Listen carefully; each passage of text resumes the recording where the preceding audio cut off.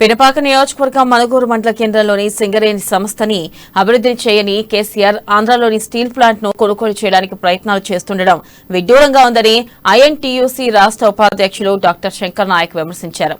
సింగరేణి సంస్థని అప్పులపాలు కాకుండా కాపాడాలని డిమాండ్ చేశారు.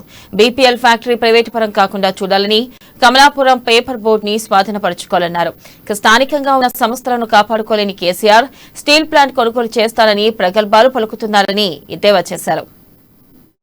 తెలంగాణ ఉద్యమంలో మాలాంటి వ్యక్తులు రెచ్చగొట్టి ఉద్యమం చేసి ఈ రోజు అధికారం తీసుకొచ్చి ఇక్కడ ఉన్న అన్ని ఖనిజ వనరులు కానీ ప్రాజెక్టులు కానీ అవినీతి చేసి ఇప్పుడు భారత ప్రధానికి నాకు చేయండి, ప్రతిపక్షం అయ్యే ఖర్చంతా దేశం అంతా పెట్టుకుంటా, అంత డబ్బులున్న నాయకుని చెప్తున్నారంటే మీరు అర్థం చేసుకుంటే ఏ విధంగా అవినీతి జరుగుతుంది. అదే కాకుండా వైజాగ్ స్టీల్ మీద కన్నేసింది. తెలంగాణ మొత్తం తినేసి అస్థి పంజరం చేసి ఈరోజు వైజాగ్ స్టీల్ మీద ప్లాంట్ చేసి సింగరేణి నుంచి వైజాగ్ స్టీల్ ప్లాంట్ కొనాలని, కానీ కొనొచ్చు సంతోషమే, కానీ ఈరోజు సింగరేణి బాగుపెట్టి అటు కొంటే బాగుండేదని మా యొక్క క్వశ్చన్. ఏంటంటే లాస్ట్ టైం 2018 ఎలక్షన్ లో బయారం వచ్చి ఇక్కడ